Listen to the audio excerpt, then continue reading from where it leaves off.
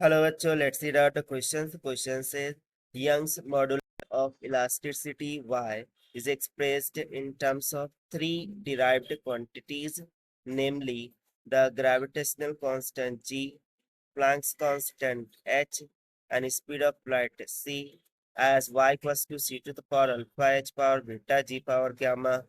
So which of the following is the correct option? So यहाँ पर हमसे बोला जा रहा है कि यंग्स मॉडुलस जिसको हम वाइट से डिनोट करते हैं उनको थ्री क्वांटिटीज में डिराइव किया गया।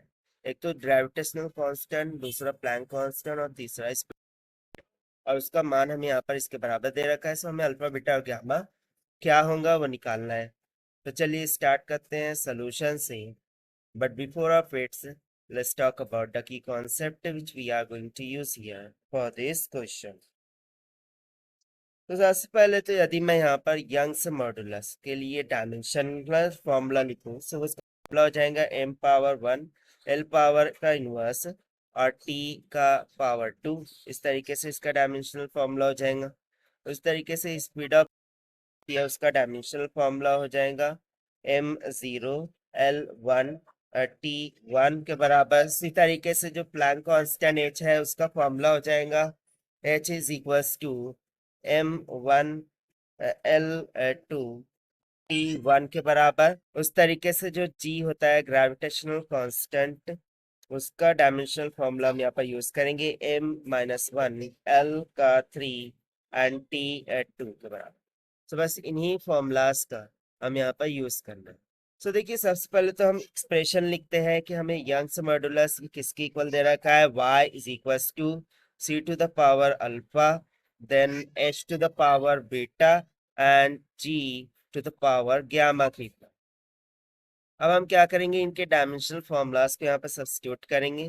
That is m1 l-1 t2 this will be equals to c के लिए हमने क्या लिख रखा है dimensional formula m0 l1 t1 उसका पावर हो जाएगा अल्फा मल्टीप्लाई बाय जो प्लैंक कांस्टेंट उसके लिए m1 l2 t1 उसका पावर बीटा एंड थर्ड के लिए हम लिख देंगे m का -1 l3 और t2 इसका पावर क्या हो जाएगा गामा।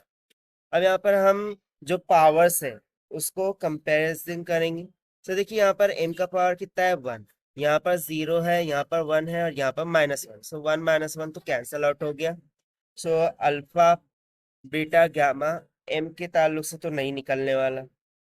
उसके बाद l के लिए देखेंगे। सो l का -1 है, इधर इधर l का क्या है 1 है, इधर l का पावर 2 है, इधर l का पावर 3 है और तीनों में अल्फा बीटा गामा हमें दिख रहा है।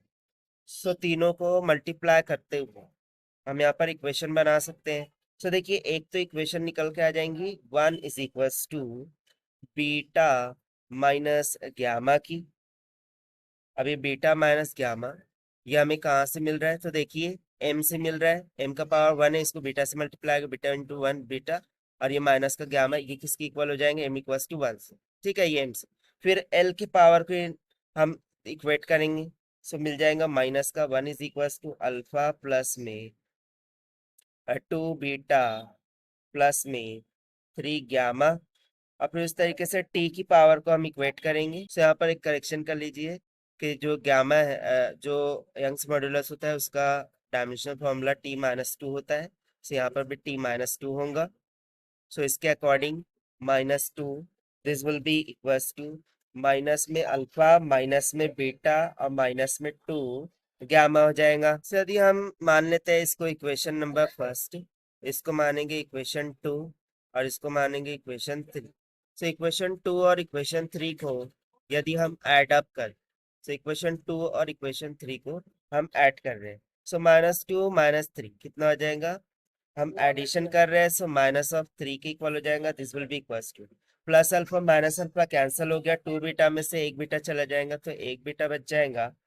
प्लस 3 गामा में से 2 गामा चले गए तो प्लस में 1 गामा बच जाएगा। अब इसको मान लेंगे हम इक्वेशन नंबर 4 ना। यदि मैं यहाँ पर इक्वेशन 1 को देखूँ सो वो क्या थी, 1 is equals to beta minus of gamma. So ये इक्वेशन 1 थी। सो हम इक्वेशन 4 और इक्वेशन 1 को अब क्या करेंगे, ऐड कर देंगे।